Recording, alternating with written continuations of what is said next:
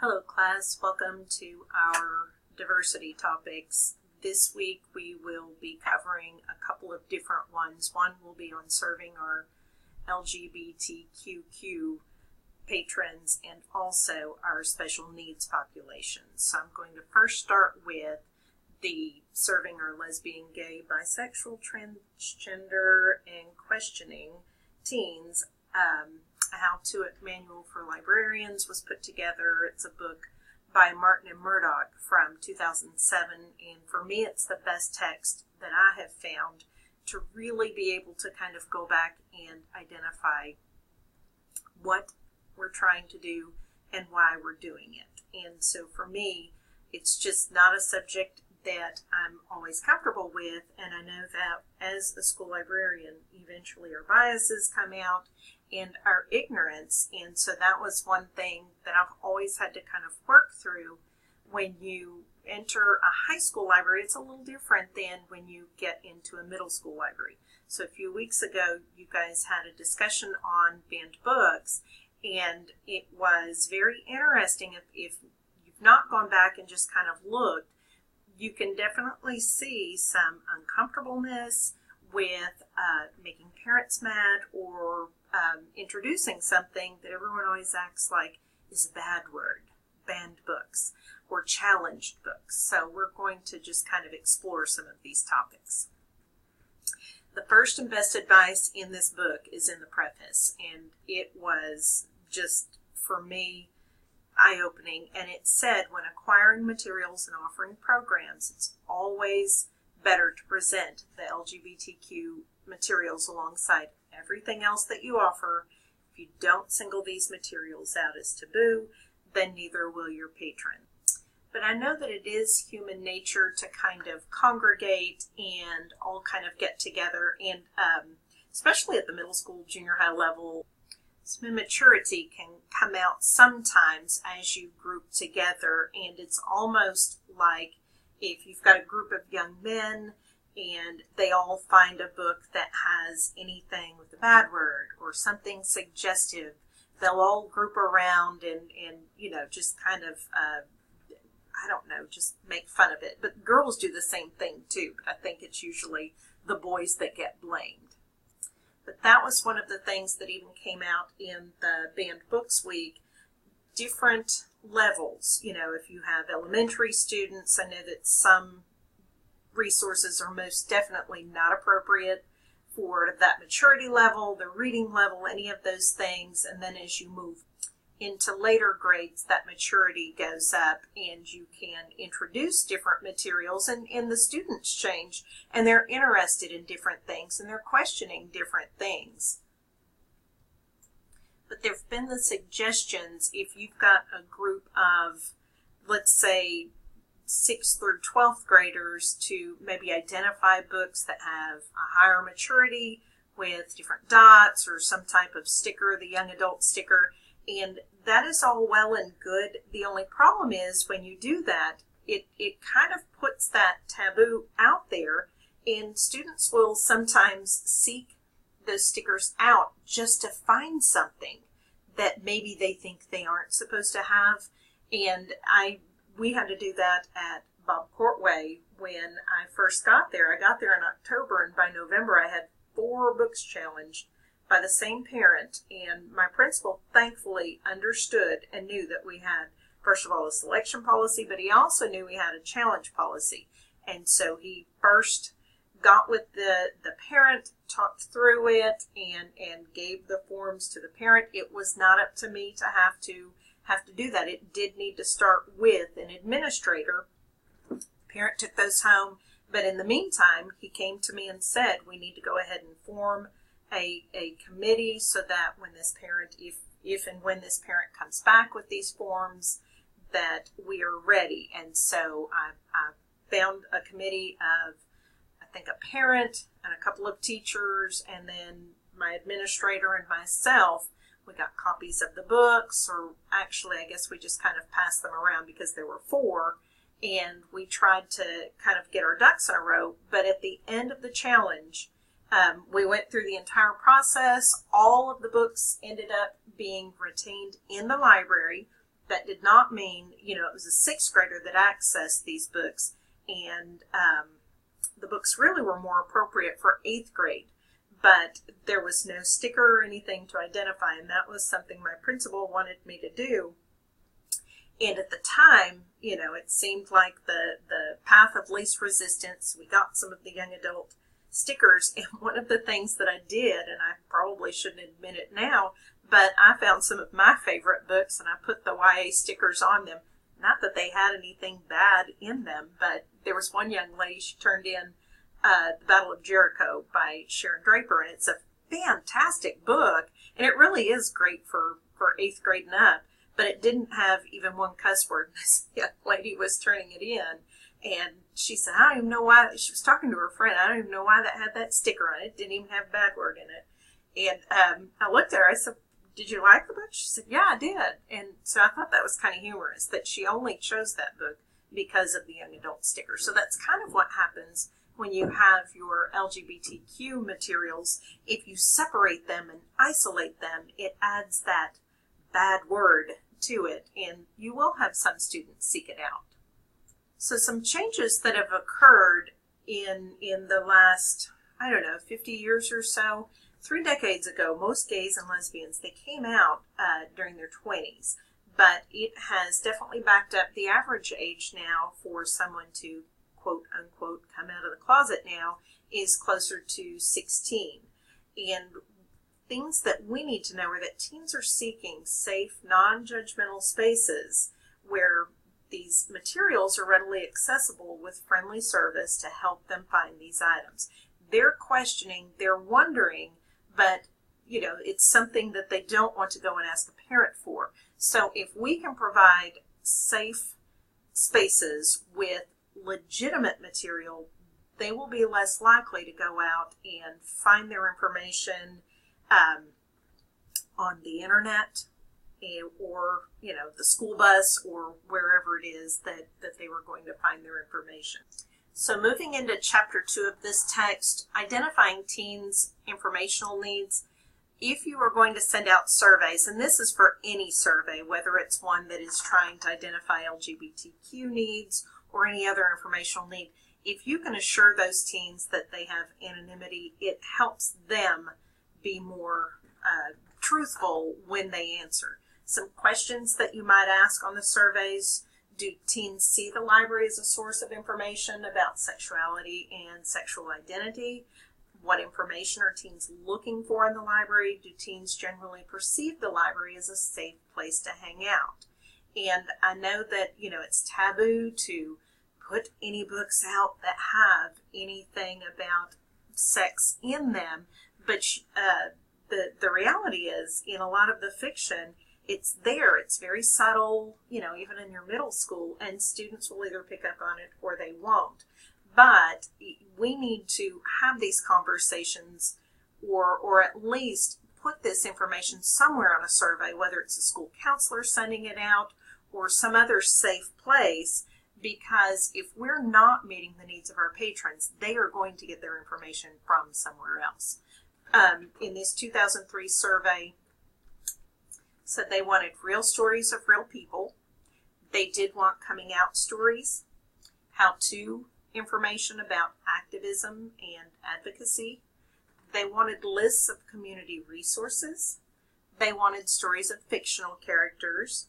They wanted books about what it means to be LGBTQ, information on safe sex and sexual health, fiction and nonfiction on transgender issues, and information on bisexual and questioning issues. And those are topics that are hard to talk to your administrator about, to your parents. This is where it's a good idea to have a library committee of the community, but you want diverse people on your committee to ensure that you can cover all of the needs of your patrons, even if it is just one student. So, evaluating the library services, how well are these informational needs being met? Well, in this other study from 2004-2005, there was a female teen who asked for assistance in locating specific information from the librarians, And according to this this study, this teen was ignored, told that the information was not available, and there was very, very limited help from those librarians. So the results of this one, we can do better. Reasons for lack of help: fear of challenges, fear of lost support, assumption that other libraries are picking up the slack, the lack of awareness or denial of our LGBTQ patrons. We can all think they don't exist or they don't have needs, but in reality they're there. They may not be vocal, but they are there. Lack of knowledge of terms or issues, and that's one that I definitely struggled with, or even homophobia. These are all things, and even all the way down to the elementary school, there's a difference in what you provide, but the other reality is we have students in our buildings, and they can be as little as pre-K, who have LGBTQ parents, or, they have two moms, they have two dads, they have some other issue, and they're not seeing themselves in the books and the literature within the library. So what can we do? Well, we can offer effective service and provide safe spaces. So we can heighten the visibility by increasing the holdings and programming that we can offer. We can protect the right of privacy and safety from harassment. You cannot tell anyone what anyone else has checked out, and that is a conversation I always had to have with my student library workers. Just because a student checks out a book does not give my workers a right to go out and tell whatever the resource is and who the student is that checked it out. And we need to get over our own discomfort.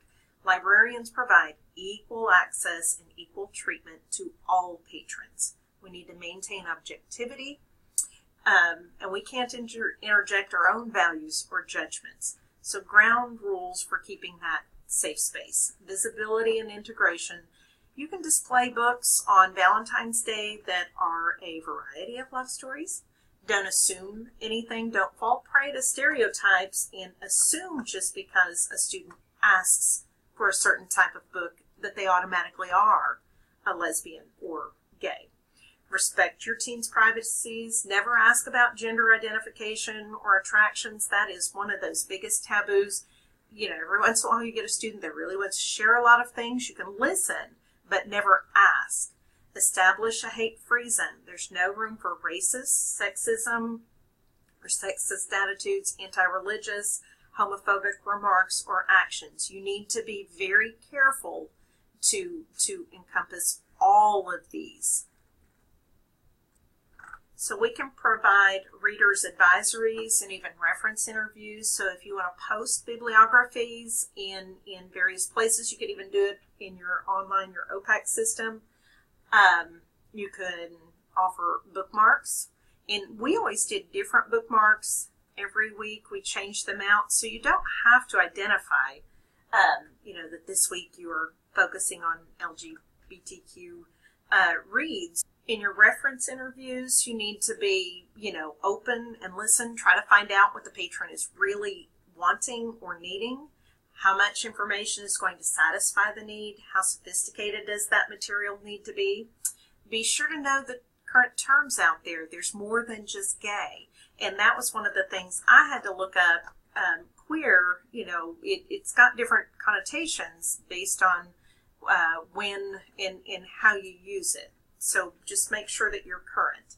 Providing those reference interviews, you can also provide databases and resources. In ProQuest, there is Gender Watch, which has full articles all the way back to 1970. And all of our students have access right now to ProQuest because that's one of the databases through the Arkansas Traveler Project. You can also go to the Gender Studies database, which has National Information Service Corporations for Women's and Men's Studies.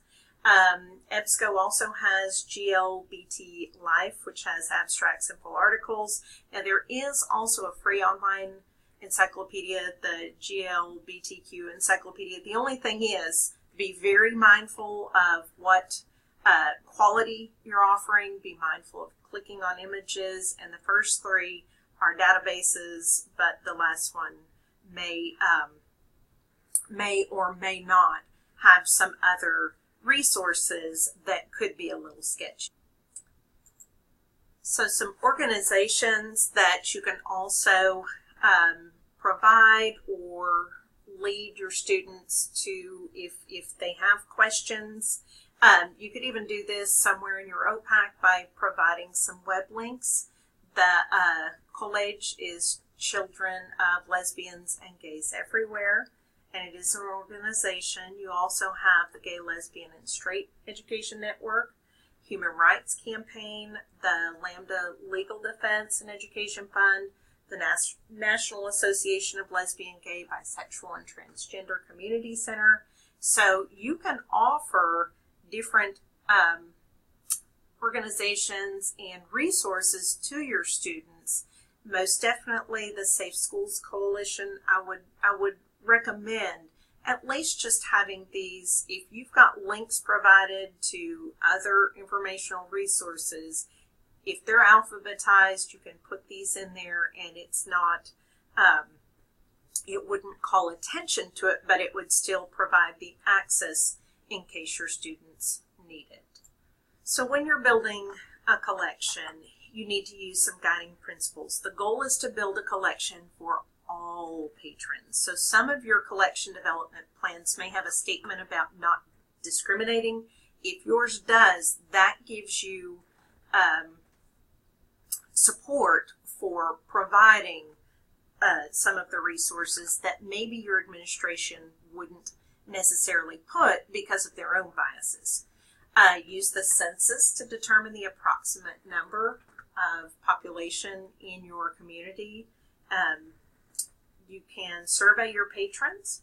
You can track that circulation of your LGBTQ materials. You can show data and evidence that there is an informational need if your resources are being checked out or utilized.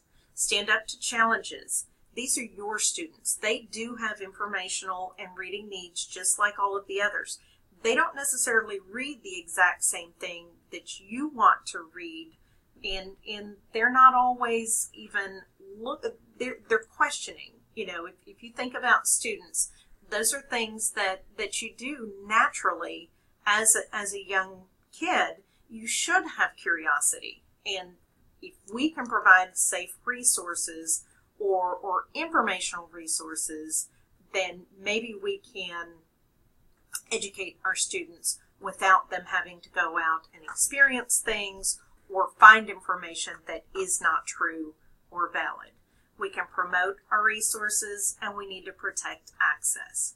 So identifying and acquiring collection components, we need to ask our patrons. We need to evaluate new materials. We need to read the items. Don't just put it on your shelf. We need to follow our collection development guidelines. Just make sure it's appropriate.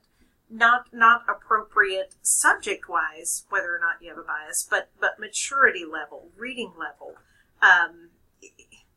Could you defend it, as a piece of literature? Does it fill a gap? Is it satisfying? Does it have biasness, or does it give an accurate treatment of the information or depiction? Are the patrons asking for the book? Now, just because a student is asking for a book doesn't mean 6th and 7th grade. If some kid came in and asked me, do you have 50 Shades of Grey? Well, no, not in this library. Is it a text that probably their mother? Sure. But, there are different things. So if a student asks for a book, go back and you can check all of your resources, find, a reputable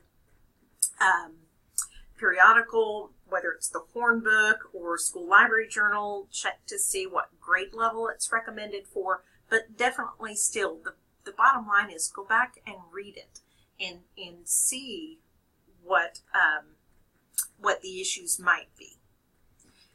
When you integrate LGBTQ themes into your programs and services, you can customize your programs, for whatever needs your patrons have. You can design a program that's open to everyone, nothing exotic, and you don't even have to identify it as an LGBTQ program, but we need to provide it. We need to provide book talks, not just of, historical fiction because it's the only thing we like.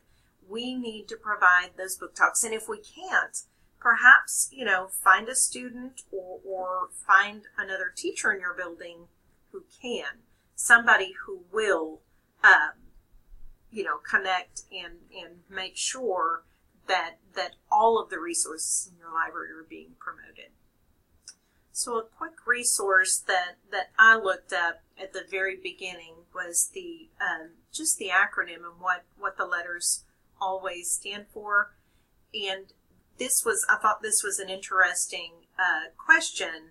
It said, lately I've been hearing the acronym LGBTQ. I've heard the second Q means questioning, because that was, there were some that had LGBTQQ and some just stopped at the first Q. So is that right? Does it imply that the person is uncertain as to his orientation or something? It's a great question, one that I was asked by one of my new editors here at the Post. I think many of us in the community take for granted everyone will understand the acronym. Well, not always. So the Q can stand for either questioning or queer. And sometimes you might see the acronym written, with the two Qs or not. And when the Q is used as a stand-in for questioning, you're right, it does mean the individual is uncertain of his or her orientation. And then as you keep going down, they start talking about some of the transgender issues, and these are things that we need to be aware of what current terms are. Whether or not we're comfortable is not the issue. We just need to know that we're going to have students that may identify or need some resources, and they need to not be afraid to come to us. So there are a few resources shared this week, and one of them is an article on serving your LGBT teen patrons. And this one actually is from a public library perspective, but it does identify and give some good ideas, for things to try and to provide. So it's a good resource to at least find a jumping off or starting point. Something else that's been included this week is Missing from the Shelf, Book Challenges and Lack of Diversity in Children's Literature. And this is a very interesting read.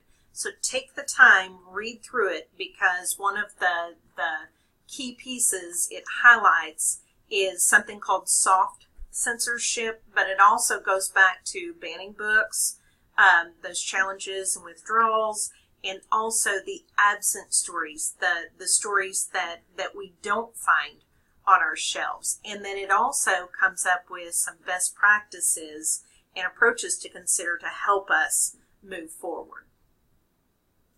And one last piece I want to bring up is the interpretation of the Library Bill of Rights that the American Library Association puts out. If you're ever questioning or wondering about how to advocate and protect the intellectual freedom of our students, and how to defend those challenged and banned books, ALA and AASL, the American Association of School Librarians, are key places to go, because once you start really thinking about, well, if we ban this or challenge this book, what's going to stop someone from this other one and that one down the road? It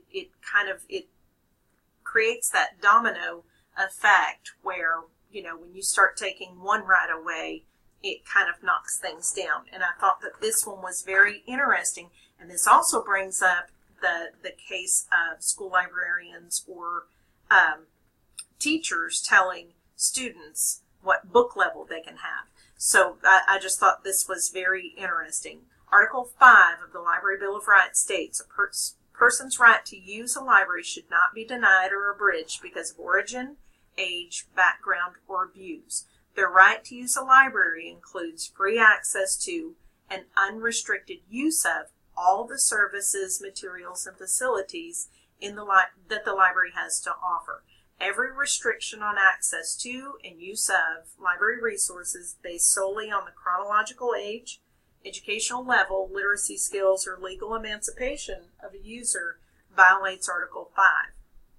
And I have had tons of questions over the years, and so has Cassandra Barnett, the Arkansas Department of Education Library Media Specialist Program Director, about is it legal for a teacher or to tell the school librarian that they can't check books out to a student because it's below or above their accelerated reader level.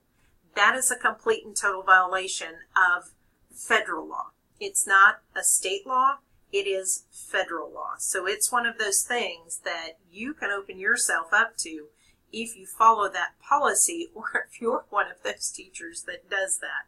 So providing free and unrestricted access. This also brings to mind those secret resources that are on a back shelf that only certain students can check out if they have a note from their parents.